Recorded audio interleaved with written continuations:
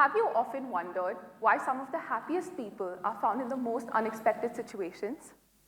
I was intrigued by the concept of happiness during my pediatric residency.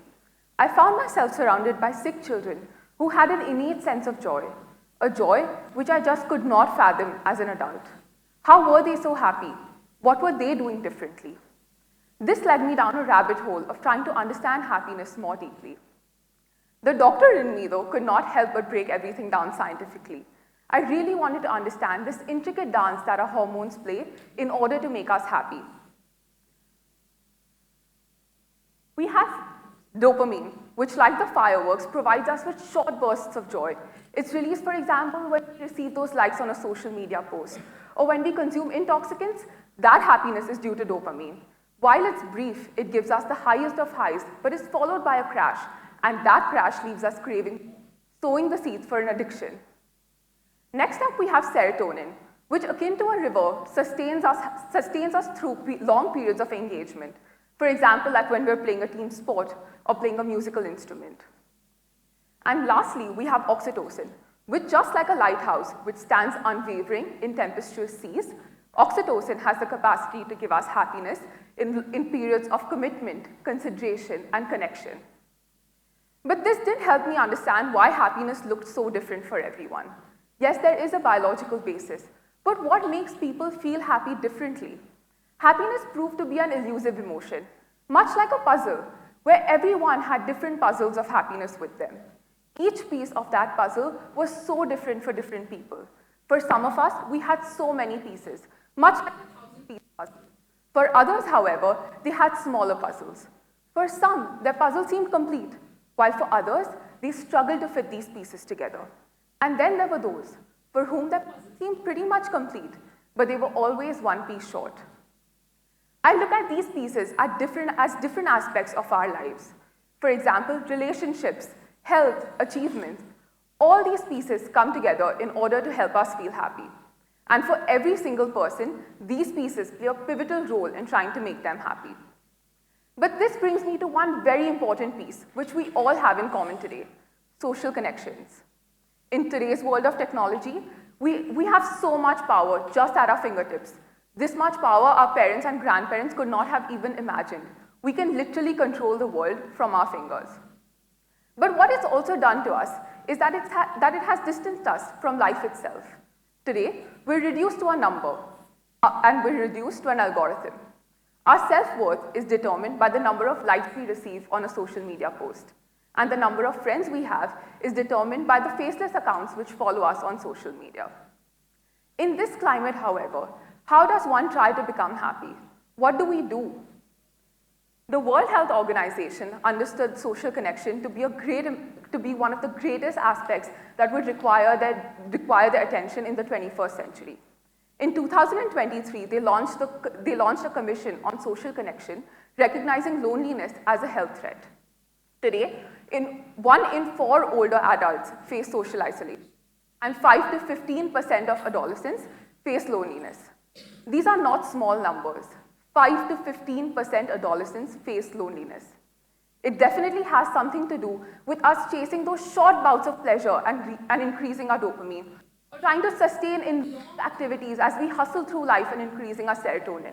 But what we fail to realize is that social connection, that oxytocin, which, just like the lighthouse, is going to guide us through adverse times and give us happiness even under the most difficult circumstances. We must recognize that happiness is not a journey. Look around you. There are already people who are chasing happiness. There's someone studying so hard trying to get into a great university, hoping that that's what's going to make them happy. There's someone who's working tirelessly day in, day out, hoping to reach a bank balance which they believe is going to make them happy. But it's about recognizing that happiness is not limited just to that final end goal of that university or the bank balance, but it actually is the destination along the way. It's that journey that we take every single day, that joy that we find in the mundane. It's the joy that we find in drinking a cup of coffee in the morning. It's the joy that we find upon returning to a loved one's embrace. It's that joy that we receive upon giving a cuddle to our pet. All of that is happiness. But most importantly, happiness is a smile. A smile is an emotion which has an unbelievable capacity to transcend religion, age, gender. It can break down all those constructs which we have created as a society. And it all begins with just one person smiling.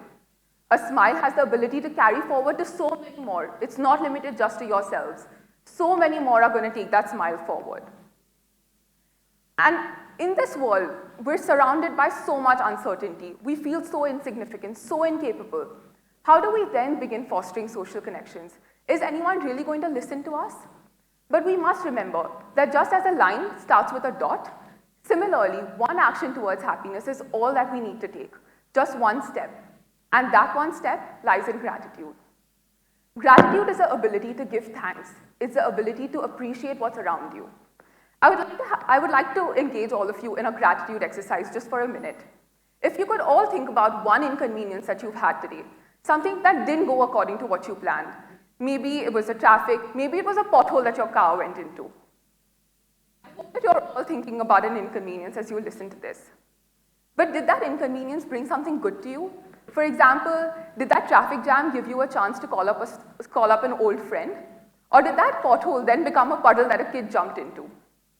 As you shift your perspective from this negative connotation of this inconvenience that you've had today into something more positive, are you now looking at happiness differently? Do you now feel happier today? Similarly, gratitude has the power to shift our focus from what we don't have to what we have, from what we lack to what we're so abundantly rich.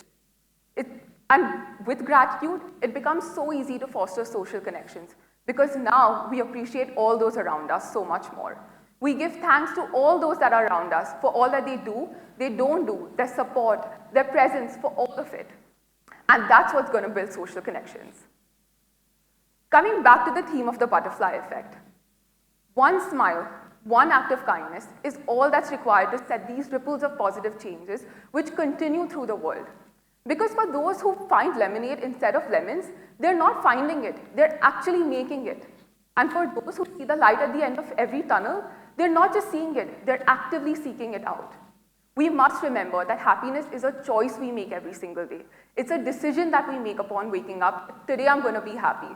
And it's on us how we change those inconveniences into being happier memories for us. Our life is going to be full of inconveniences. There's no way we can avoid life today without an inconvenience. Something has to go off the plan. But how do we then relay it? How do we then bring it back online? How do we then find that dot to start that line? Coming back to my original story of those sick children, happiness for them seemed so easy because children have an innate sense of wonder. They have an innate sense of appreciation. All they require to be happy is a funny conversation with the doctor or their mother's embrace, and that's enough to make them happy. Similarly, happiness starts with one smile, one kind word, and that's enough to set the ripples of change. Just like the happiness of those children has reached me, it's now reaching all of you, it's going to reach everyone who's watching this video. Similarly, the happiness of you, the happiness of me, is going to transcend boundaries. It's going to reach so many more than we can even imagine. And that is the butterfly effect of happiness. Thank you so much.